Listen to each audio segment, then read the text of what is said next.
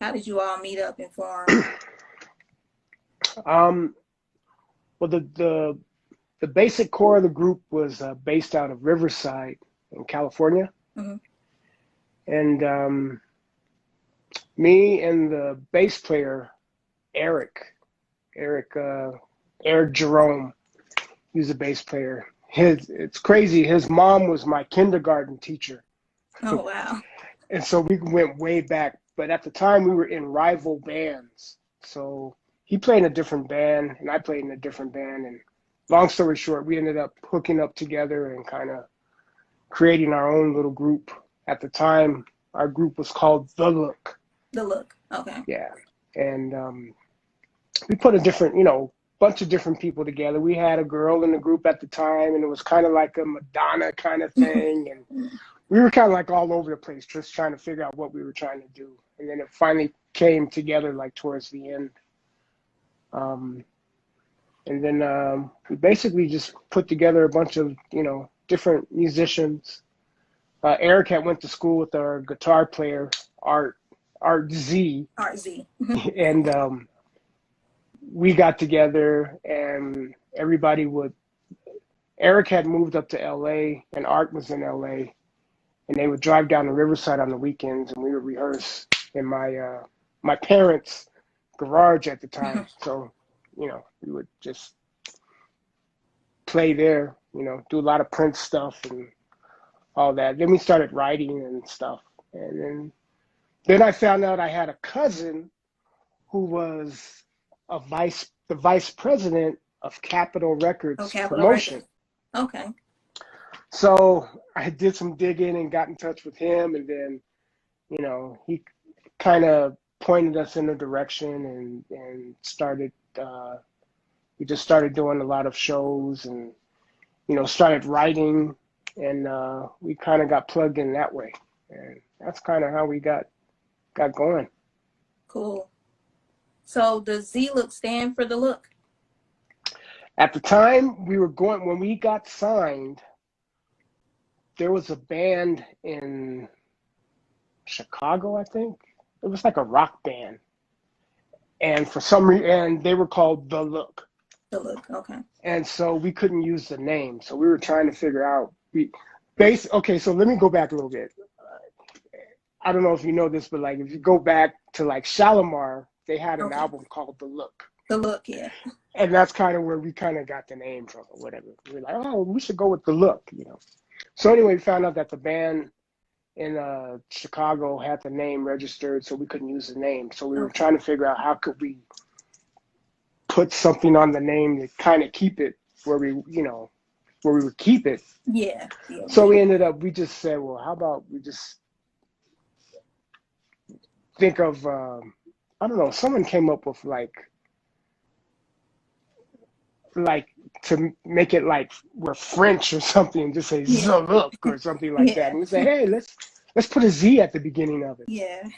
That's what we ended up doing. So that's how that came together. Cool.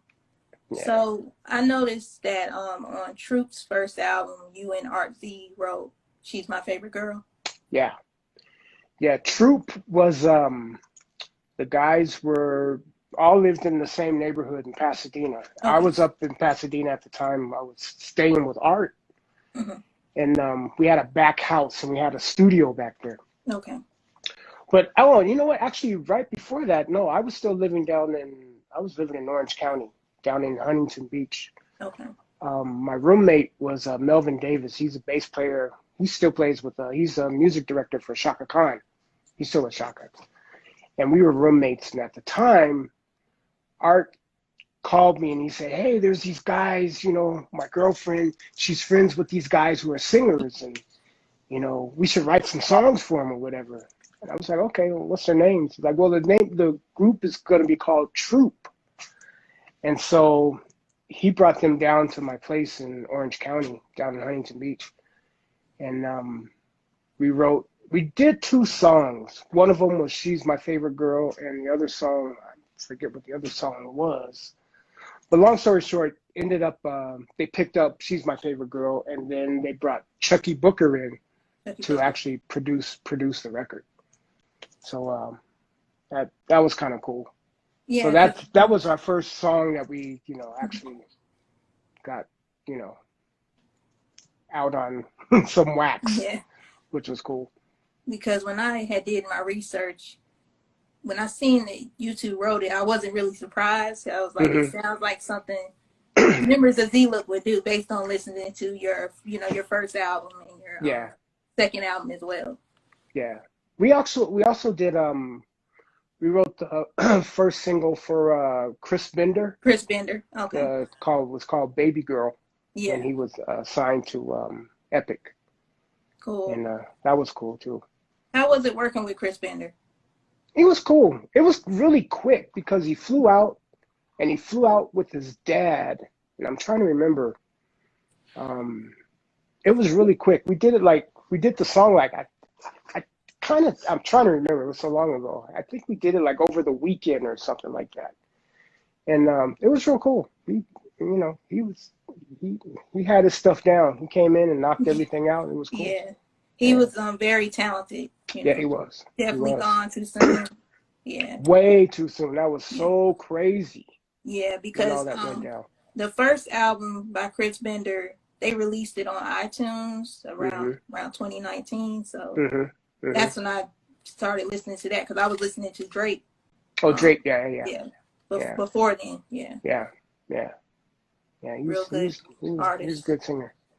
Yeah, he was definitely going to have a promising career. I feel like, you Yeah, know, yeah, unfortunately, he's not here anymore. So yeah, yeah. yeah. It's pretty crazy. So "Can You Read My Lips" was the first single, Hmm. and it actually almost went number one. Yeah, yeah. So, were you surprised that it was getting ready to go number one, or it became a hit? You know, it was kind of crazy because that wasn't our first. Well, kind of was for the whole group. Yeah, Yeah, that was our first single that we had out. We had another single out before, and that was when we were called The Look, good look. Okay. and I was the actual singer of the group, and we had a song that was called Attitude, Yeah, and dude. that was played on the radio out in LA, and we had got a lot of love out there, and it was kind of a trip because that was actually our first song that we heard on the radio. Yeah. But when Lips came out, we kind of knew that was kind of something catchy that people would, Yeah. hear because at the time, I'm trying to remember, I think Word Up had just came out. And I told the guys, I was like, okay, Eric had kind of came up with the idea of Can You Read My Lips? So he kind of put everything together. And then I went back into it and kind of like doctored it up a little bit, and I took, sampled some of the drums from Word Up. The drums, From I Word Up grabbed that, by and Cameo. yeah, from Cameo, and I put those drums in there, and the I nobody really knows this, but the idea from that song basically came from this artist called his name was Lilo, and he had a song called Sexy Girl. Lilo Thomas. Yeah. Lilo Thomas, Yeah. and we actually got the idea of Can You Read My Lips from that song. So we Yeah. kind of gave it that little vibe. If you listen to it, you'll hear like Yeah. little elements that kind Really, really of funky sound like song. that. Yeah. By Yeah, Lilo Thomas. Yeah. yeah. And it was kind of funny because we had the same management, but at the time we weren't signed at the time when we came up with that. Mm-hmm. But it was kind of crazy that when it all came together that we were kind of all under the same umbrella Yeah. at the time, which was kind of crazy with the Hush Productions back in New York. In New York, because it Yeah, says on this album it says Orpheus. Yeah. On Orpheus. there. Yeah, Yeah. yeah, Which is a subsidiary of Capitol Records. Yeah. yeah, yeah, Okay. yeah. Yeah, because I know on Orpheus, you all were probably like one of the first New Jack ones because I don't think anybody else that was through Orpheus was doing New Jack. No, no. They had I'm trying to think. Oh, that was so early. They had a female singer, Elise Simmons. They Mm-hmm. had a R&B singer, was Eric Eric Okay. Gable, and I'm trying to think who else. They had a rapper, B Fats, Okay. which I think Teddy Riley, he was working with him Yeah, I on heard that of him before on too. Yeah. that. And I think there was one more person. I'm trying to. Oh, and then jazz pianist Alex Bruno, and he's still playing. He's still out doing stuff. Cool. Um, and trying to think who else. That was pretty much it. Okay. You Yeah. know, I mean, I think our biggest issue at the time was they didn't want to do a video for Lips, for Can You Read My Yeah. Lips. So that was the biggest issue because people, they knew the song, but they Yeah. couldn't connect the face with the song, Yeah. you know? And their thinking at the time was if Keith Sweat could do I Want Her and not put out a video and the song go #1, then we could put out our single without a video. And, it's just record companies being cheap. Yeah, because I feel like Lips should have had a video too. Yeah. Yeah, yeah. So when we did our second single, we did a little interlude at the beginning of the video of Can You Read My Yeah. Lips? So just so there could be some type of connection. So people would say, oh, okay, I, I think that's who these guys are, you know what I mean? Yeah. So, yeah, we had that issue. And especially like when we did shows like Soul Train, Yeah. we would go on Soul Train. And at the time, they wanted to promote the second single. And then people were, like the dancers on Soul Train were saying, well, who are you guys? And we're like, well, we did Can You Read My Lips? And they're like, Yeah. well, why aren't you doing that song? We want Yeah. to see you do, they're like, record company wants us to do the new single. So that Yeah, was kind of because Can You crazy. Read My Lips? I feel like there should have been a music video for it, and then Yeah, when you go on Soul Train, people will notice it. It went #1, so I think it should yeah, have definitely had a music video. I mean, yeah. it almost went #1, but Yeah, we went number two, yeah, number two. But we were in good company. It was like, yeah, was it? New Edition was Can You Stand the Rain and Bobby Brown. Uh, I forget what single it was, but yeah. yeah, But they had videos. yeah. They had videos. That's yeah, Yeah, because Z'Looke, is a really good group too. You got to yeah, give you all credit too. yeah, There was a lot of other male groups out at that time. yeah, You got to yeah, mention Z'Looke too. yeah, yeah, yeah. We Can't had a lot forget of fun. It Z'Looke. was fun. Can't. It was fun. It was fun. We had a good time. Yeah. So Love Sick was the Hmm. first music video. How was your experience of doing the music video for Love Sick? Doing the first music video. It was actually pretty cool. Um, I remember when we shot that, we shot it at Venice. The the outside footage, location footage, we shot at Venice Beach. Yeah. And I remember that day it was raining like crazy, and they wanted the talent, the girl who was in the video. They had her out in the water, and it was raining all crazy. And I think some of the close-ups you could see her. She was just like the rain was just coming down on her. It was cold that day, windy. It was kind of crazy. But then the studio shots inside um, were pretty cool. We used the director Rupert Wainwright, who did Hammer stuff. Okay. And actually, Hammer came down to the set. It was cool. He came and hung out with us for a while, and we were trying to get him to do a remix, but it was just our schedules were kind of crazy. Yeah. I think we were going back to New York, and he was on the road, and we couldn't. At that time, now you can do everything online, but back then that wasn't happening. So it was kind of hard to schedule everything together. But the video shoot was cool. It was pretty That's cool. good. Yeah. So you had another single, "Get You," which Yeah, I Gitchi believe U. hit top Yeah, 40. yeah. That was our third single, I think. Yeah, that was our third single, and yeah, that one was another one we didn't do a video to. Yeah. I was like, it was crazy, but Yeah, that was cool. We had fun doing that one. I'm trying to think what else. What did we do? Because Yeah, I so see we were just Love out Sick on. at 12. Love Sick went to number Yeah, 12. Love Sick, yeah, yeah. yeah, I feel like it should have went almost number one. yeah. Yeah, That was cool. That was a cool song. We had fun doing that. Love yeah. Sick. Yeah.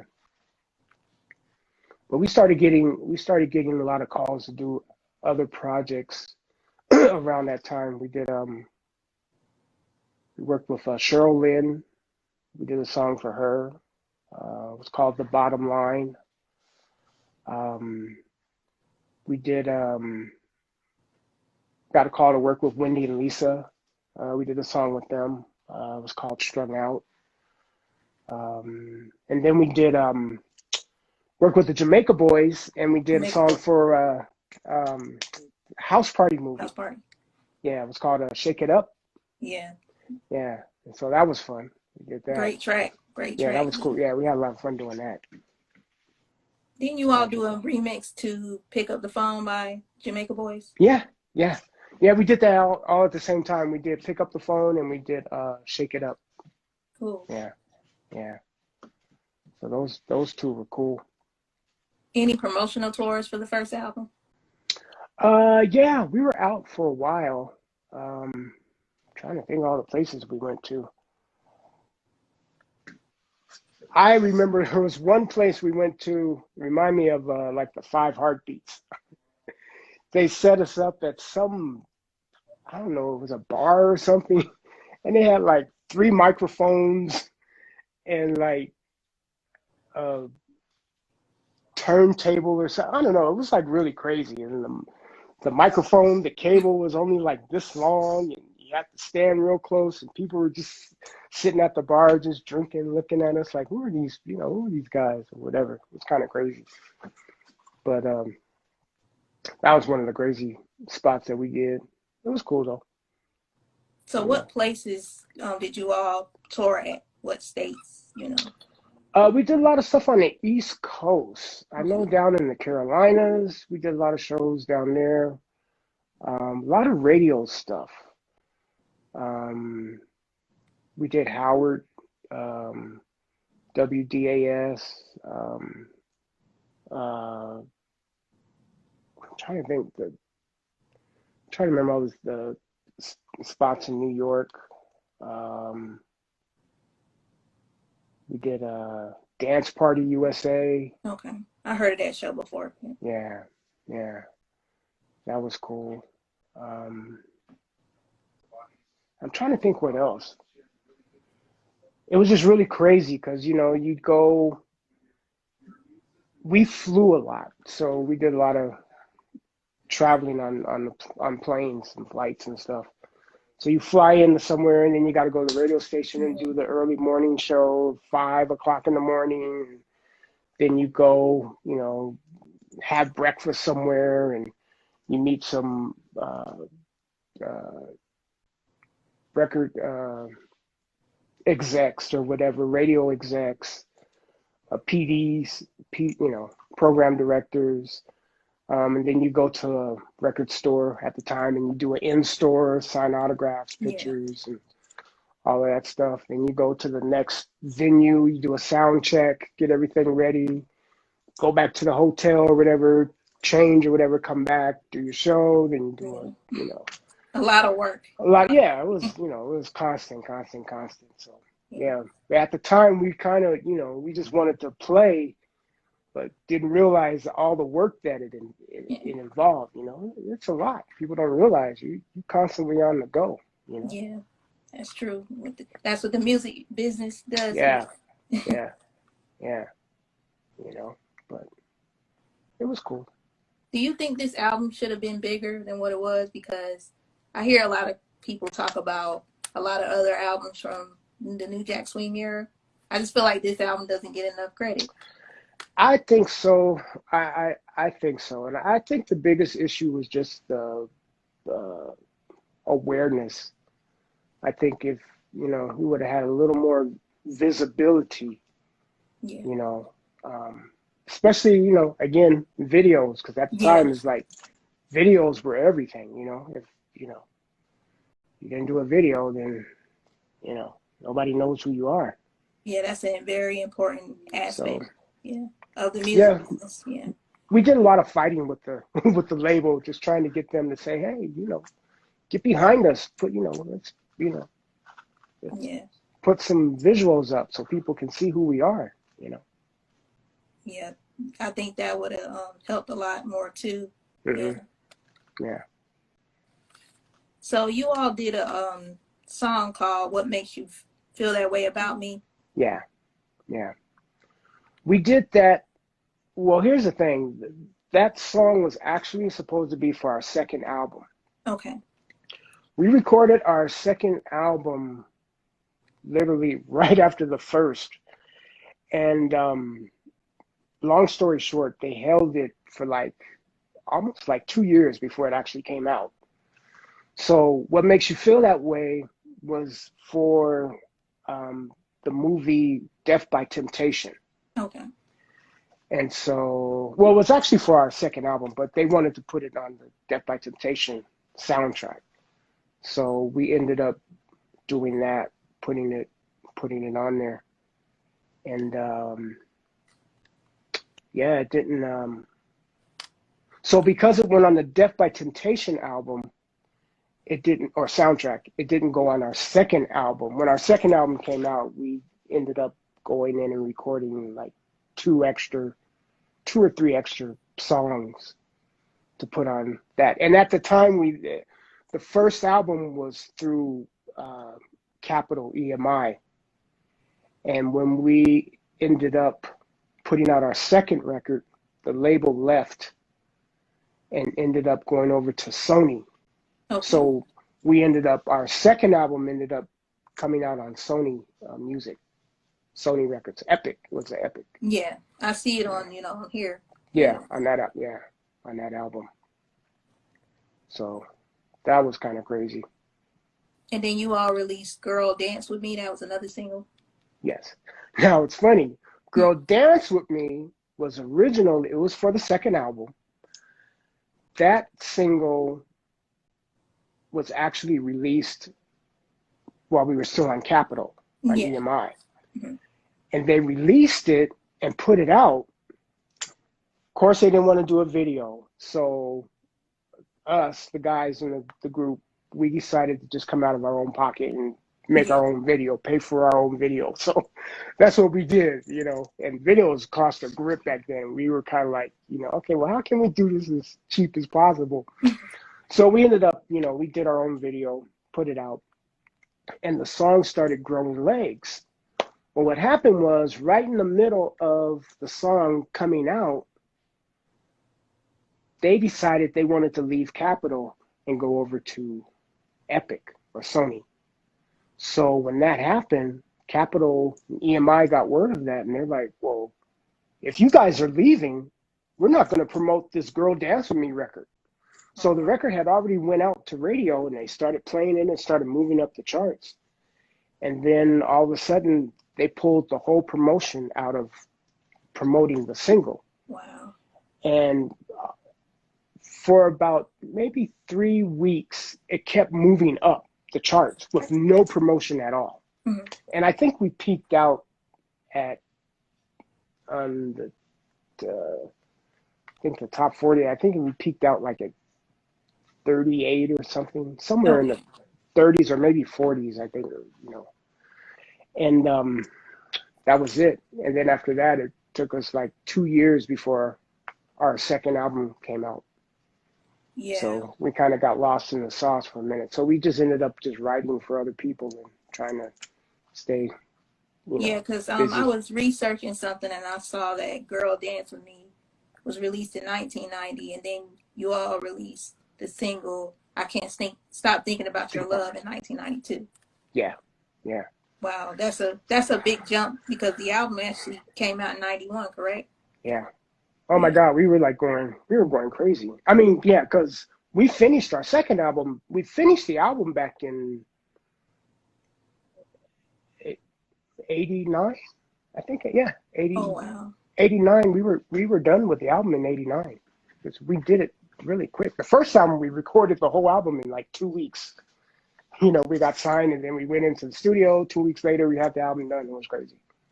So we kind of worked fast, but yeah, it just like, that was a drag, like, you know, waiting the time, you know, for everything to go through for it to finally come out.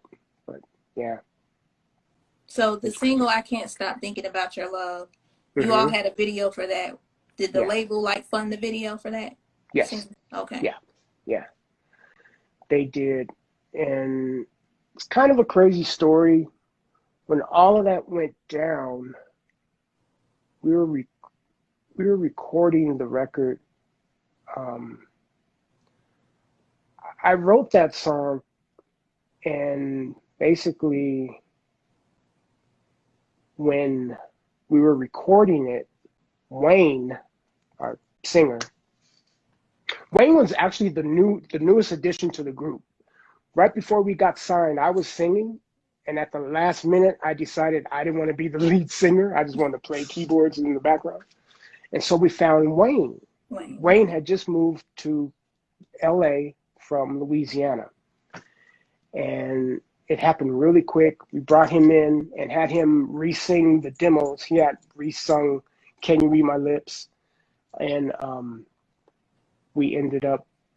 that's who we ended up using for our singer. Well, when we were recording the second album, stuff started getting a little crazy. And it was kind of hard to get Wayne into the studio to record.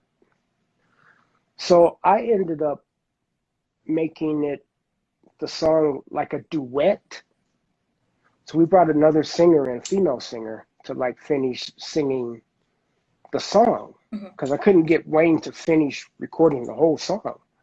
So we kind of made it like a duet. They were never in the studio together singing the song together. You know, I just had Wayne sing whatever I could get. Whatever I could get him to sing, I had him sing. And then I had Silk, that was her name.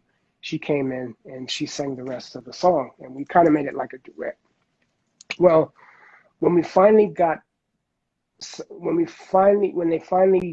dotted all the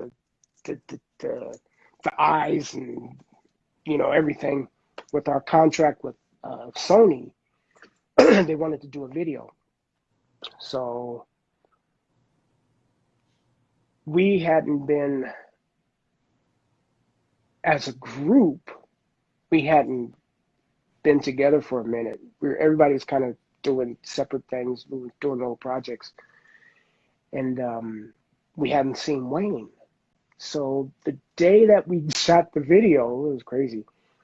We go into the stage where they were shooting the video, sound stage, and you see this guy on the floor, and I'm like, who's that guy over there? And they're like, that's Wayne. We had no idea that was him. And then he came in, you know, we talked to him, and we literally shot the video, and kind of he went his way and we went our way. Wow. It was kind of crazy. It was just, you know, just got a little.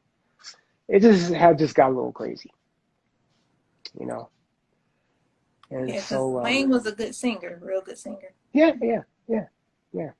He was cool. I think he just, you know, kind of, for him, it happened really fast because he came to LA.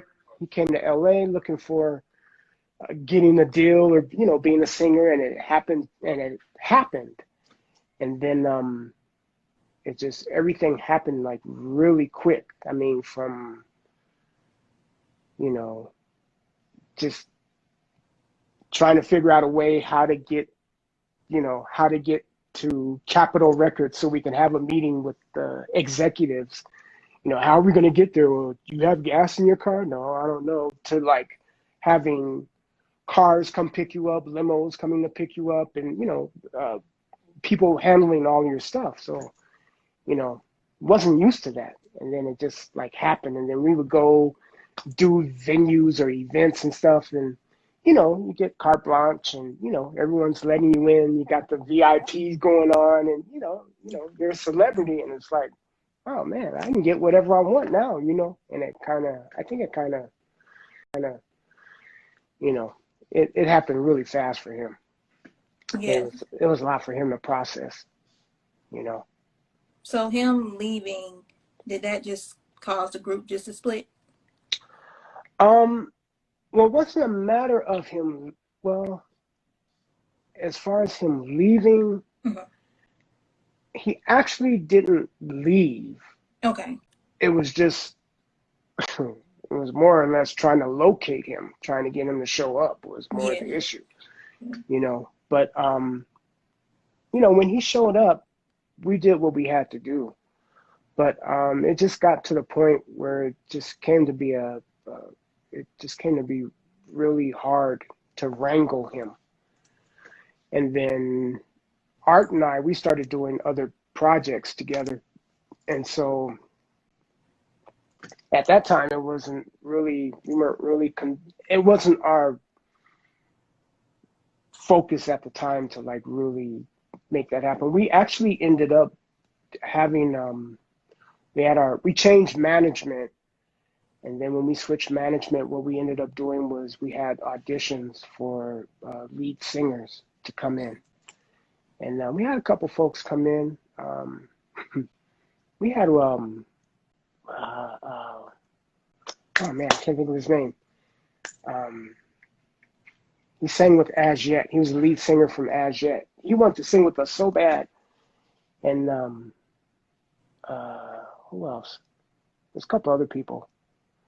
But yeah, we just at the time, everything just kind of, I don't know, it just got crazy. So we just ended up, you know, doing other projects. And then Sony, we had a meeting with the our CEOs of the company, had this big boardroom meeting, and they started going down the list of all the artists, and they came to us and like Z'Looke and blah blah blah, and they start telling us, you know, I don't even think Wayne showed up for that meeting, and they're like, we're just having too many issues. We're not moving, you know, product, and we're just gonna let you guys go, and they let us go. Okay. So that's why there wasn't a third That album. was yeah, that's why there wasn't a third album. But the other guys, we're still, you know, we're still hanging out. We're actually still working on stuff as well and talking about doing something. So we'll see what happens. That's good. Yeah. I look forward to seeing, you know, some music from you all soon. Yeah. Hopefully something soon. Yeah, so I know Wayne Cee, he passed away a couple years ago. Right.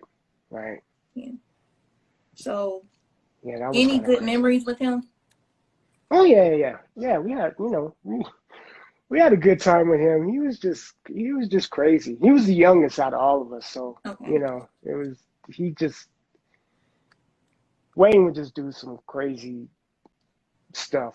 He was just, you know, when we started doing shows and doing events, and you know, it was just crazy.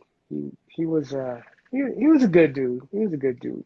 One funny thing about him, I think our biggest issue with him was that he never wanted anyone. His hair was always an issue because it was like the whole James Brown, the Yeah. pompadour and that whole kind of thing. And, you know, the label was always telling us, well, can we get him to change his hairstyle? Can he do something? Or, you know, and Wayne used to be funny. We would go to do, you know, we would go to, we'd be on the road doing shows and, you know, go to the hotels or whatever. Wayne would have his own room, go into his room, and he's like on the bed and like he sleeps like this so he doesn't mess his hair up. You know what I mean? It was like he would never lay on the side or anything like that. And he, you know, his hair was like everything, you know. It was just, you know, I don't know, just to be around that guy was just funny, you know. But he was good. He was a good dude. Yeah, because I've seen some live performances of you all on YouTube, and Hmm. like Soul Train and Wayne's hair be Oh yeah. Oh yeah. He was all about the It'd hair. be so different than, you all's hair. Yeah. Yeah. He had the person that did his hair, she also did our hair too. And my hair especially, she would always like every time she was like, Mike, let me do something with your hair. And she either, one day it looked like Kid and Play with the high top.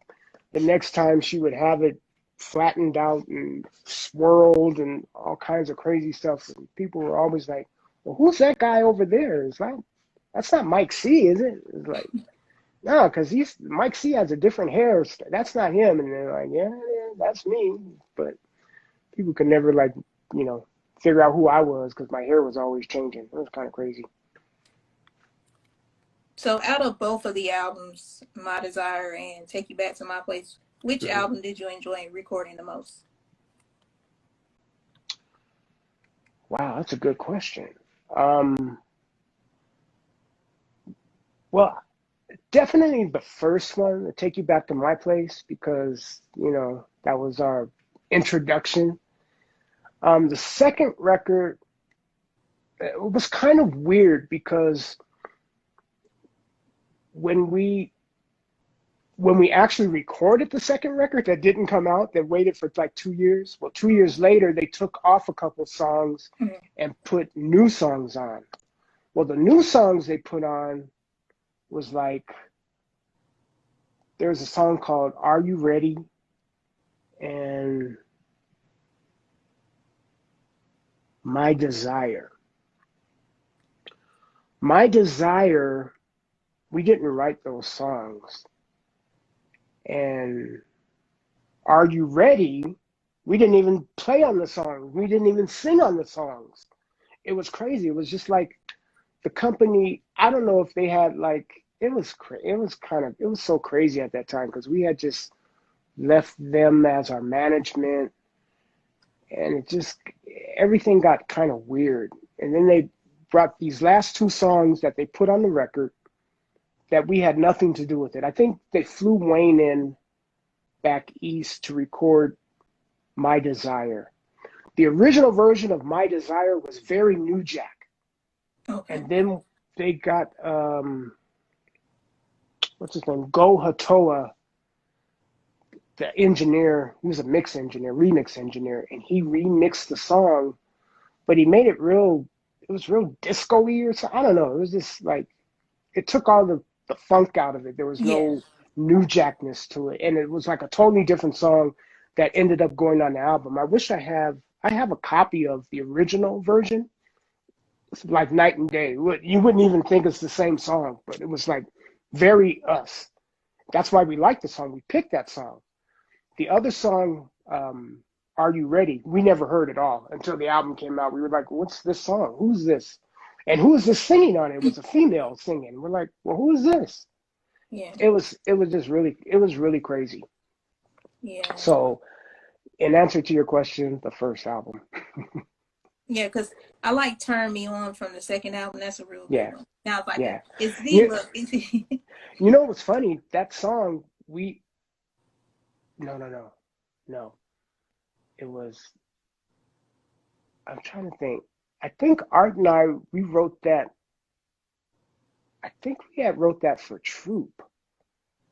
It was either that or She's My No, like She's My, what's the song?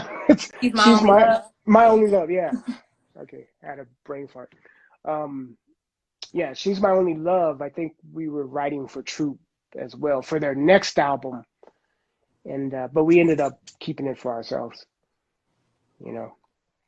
Yeah, because when I think of, albums and stuff like that, and when I go listen to them, I always think of the songs that should have been music videos, and I think Turn Me On should have definitely been a single release. Oh, definitely yeah. should have been a music video. Yeah. It would have been, I feel like the album would have been bigger. Yeah. Yeah. We did and we did a remix for that song. And I'm trying to think, I'm trying to think who we had rap on it. I'm trying to remember. But I think they put it out because I have it on vinyl. I have a vinyl. I have a 12-inch of that, of our remix that we did. I think, but yeah, they put that out. There was a couple other ones that we did remix. I think, but yeah, they put that out. There was a couple other ones that we did remixes too. We did a remix for "Don't Wanna Rush" on the first album. Okay. Don't Wanna Rush. We had Bernie Worrell from Parliament. He played the keyboards on that song.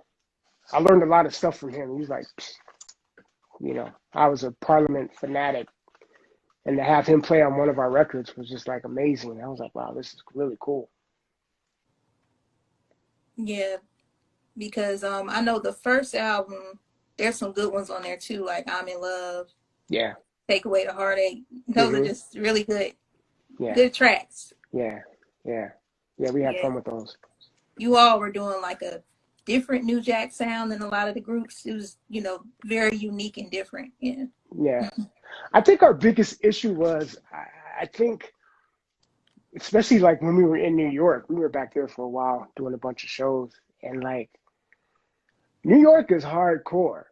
I mean, it's like, they knew that we were from Cali, we were West Coast, so they didn't quite give us, like, they're just like, nah, you guys are biting Teddy, and like, it's like, we don't respect you. It was kind of crazy. You had to, work a little harder out there to get a little bit of respect.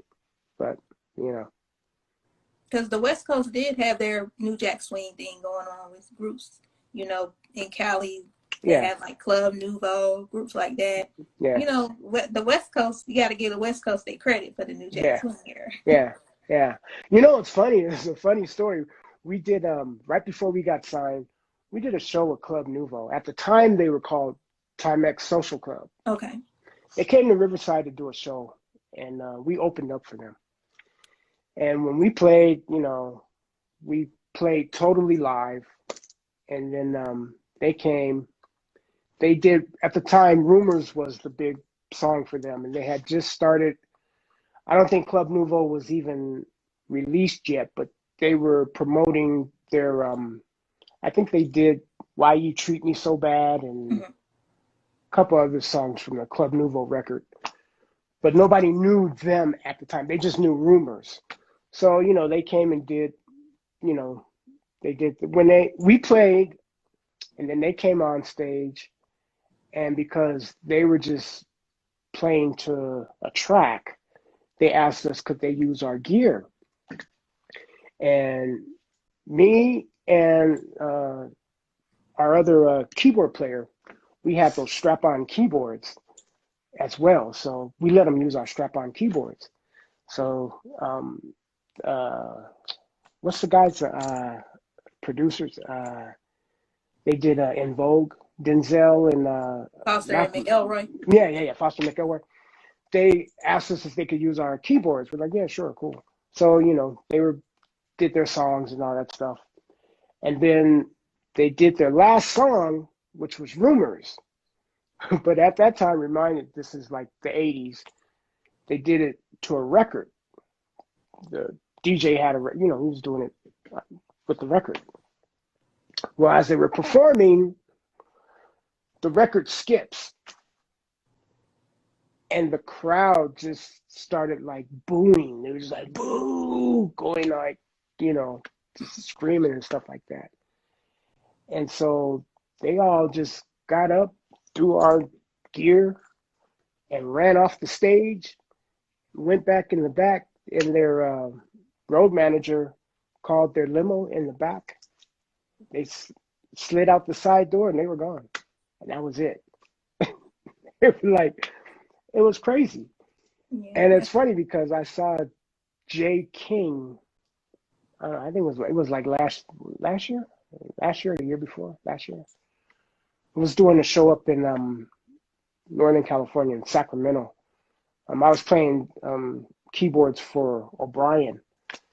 and I saw Jay King, and I told him, I was like, dude, I don't know if you remember, but you did a show and you opened up for us way back in the day, and you guys got booed off the stage. Like, oh man, I don't talk about that.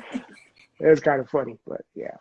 Yeah, because he was a pioneer with the New Jack Swing too, Yeah, for yeah, a lot of yeah, artists during that yeah. era. He definitely helped a lot of people out. Yeah. Yeah. And I appreciate you and Z'Looke's production and stuff. I admire y'all, you all's production, you know, back in the Yeah, day. Give you all credit. we had a good time. We did a remix for, what was that group? It was a girl group, Sweet Obsession. I think that's what they were called. They were on Epic. I think that was one of our first, you know, outside projects that we did. It was a song called Cash Money by Sweet Obsession. Yeah, it was three girls, and we did a remix for them. And I was trying to remember the name of the group, but yeah, that was one of our first projects that we did once we got signed. So it was kind of cool. It made us start thinking about, oh wow, we can go out and do Yeah. these other projects. You know what I mean? And give other people like our sound.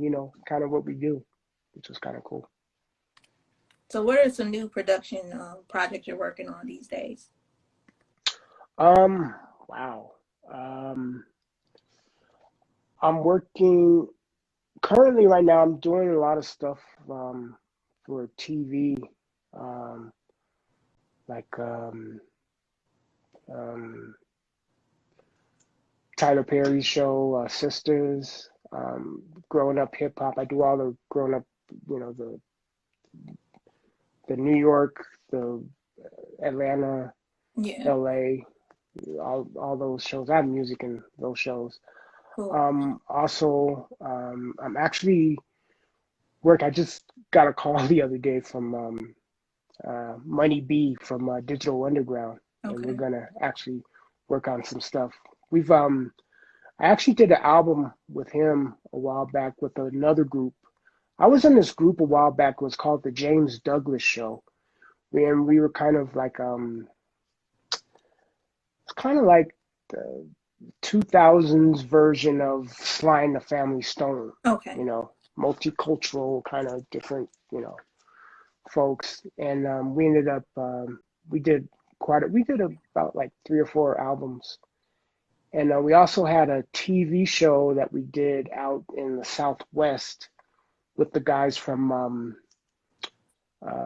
Breaking Bad, because at the time they were filming Breaking Bad in New Mexico, and we ended up working with a lot of the cast members from that show, and they ended up doing like a talk show, and we were like the house band for the show, and we were doing that, and I'm trying to think what else. Just a couple of other outside projects. Um, I don't know. I'll just say, just follow me. I post stuff up every now and then of what I'm working with. Working with our other guy, Romeo Johnson. I think he might still be online. He's a vocal coach. He was a vocal coach for The Voice, and he sang with us. He's if you ever watch all the Soul Train uh, uh, performances, he's with us on there. But we're working on some stuff together with him. And then I have a little production company. It's called The Architects, and I have working with one of my partners, and we're working on some material Cool. that'll be coming out soon. But yeah, just follow me. I'll have links and all of that stuff in there to what's going on. Cool. What is some advice you would give up and coming producers these days when it comes to the music business? It's a business.